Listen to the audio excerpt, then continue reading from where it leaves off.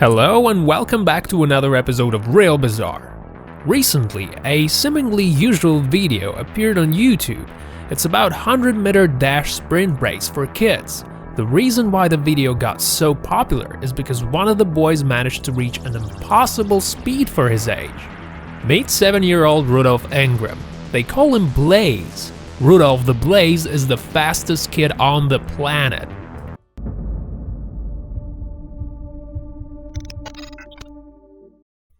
It's incredible how this little fella ran the distance in mere 13.48 seconds. It's unbelievable because, as we all know, the current record was set in 2009 by the one and only, the legendary Usain Bolt with his 9.58 seconds.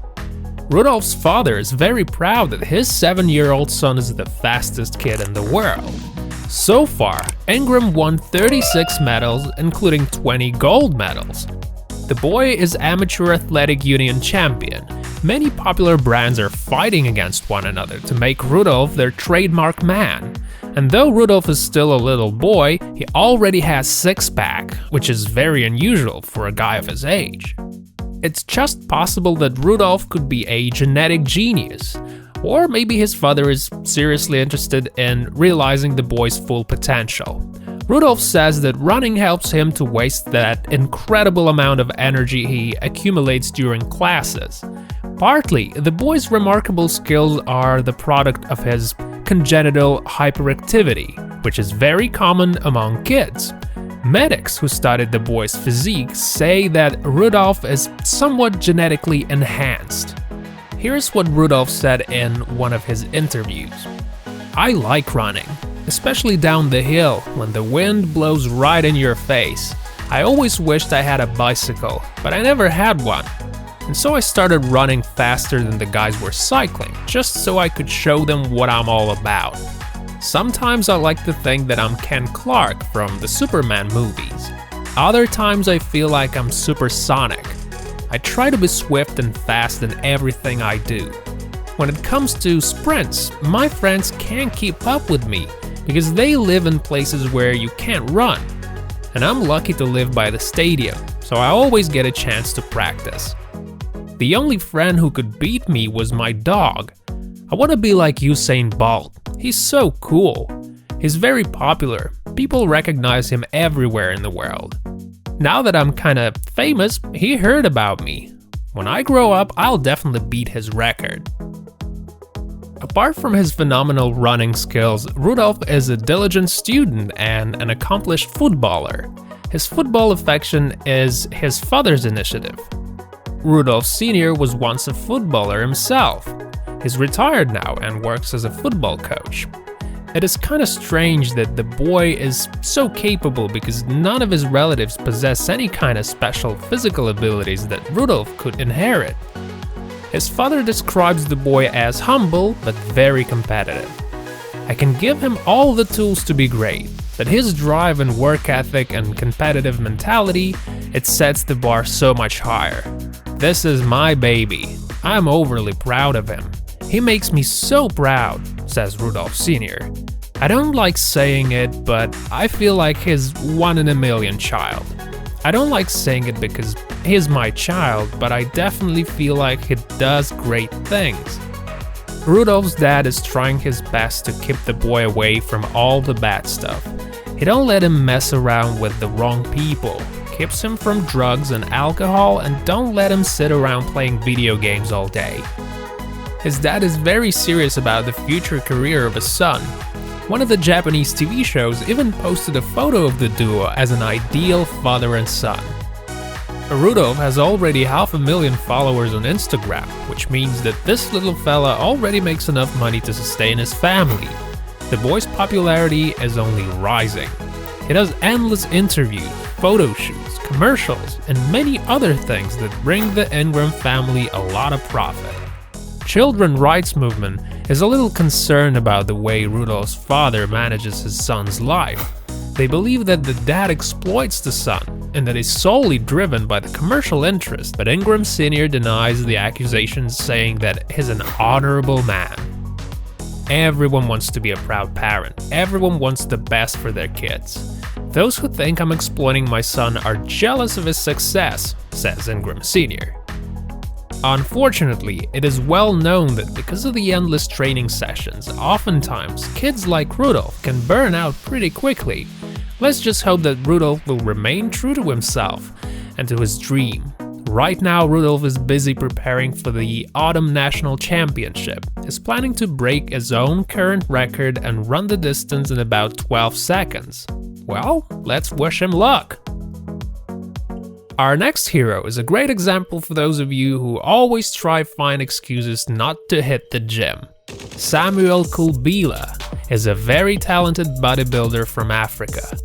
It's a common knowledge that there are a lot of bodybuilders out there in Africa.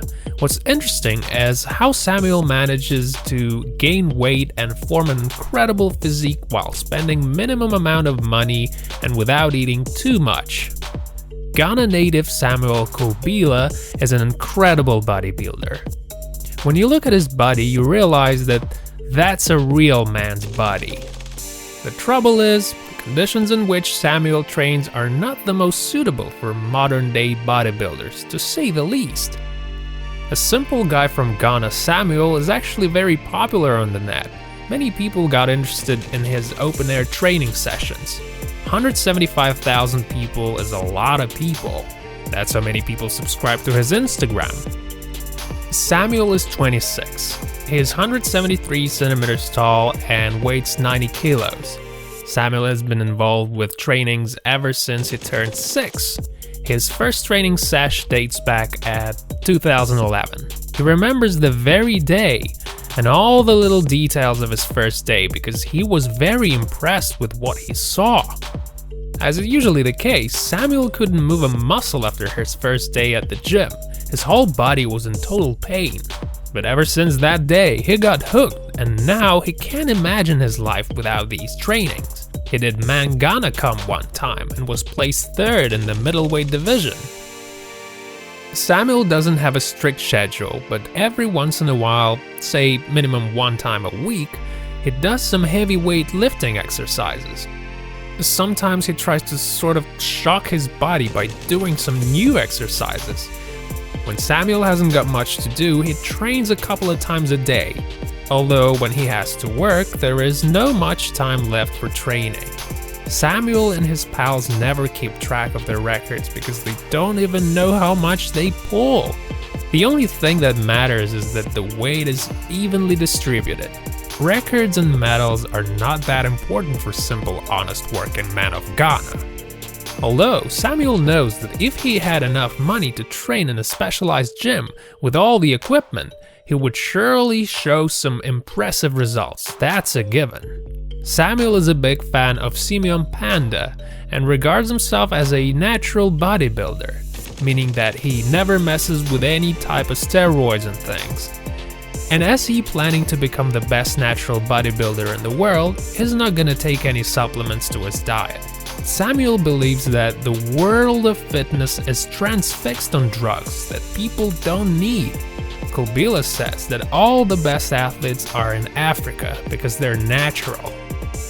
Samuel can't afford any drugs or vitamins, but the thing is, he don't really need any. He never calculates calories or anything. His usual diet includes rice, porridge, different types of beans, eggs, freshly caught fish, bananas, and other local products.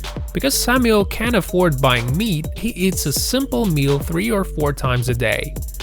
There was time, however, when his friends gave him some vitamins, creatine, fish fat, and some other stuff. Apart from that, our body is completely natural and never does any drugs. So life is kinda harsh on Samuel. He says that he's forced to skip his training sessions pretty often and that local girls don't really like his musculature, thinking that he's too tough and rough, although that's not true at all. So it's not all birds and flowers out there in Ghana, and many people have it rough. It's considered almost a miracle if a man lives up to 60. 30% of people are very poor, but Samuel is full of hope. He wants to keep on going. He wants to open his own gym to promote bodybuilding among his people, the genetics of which, as you all know, is very responsive to physical exercise.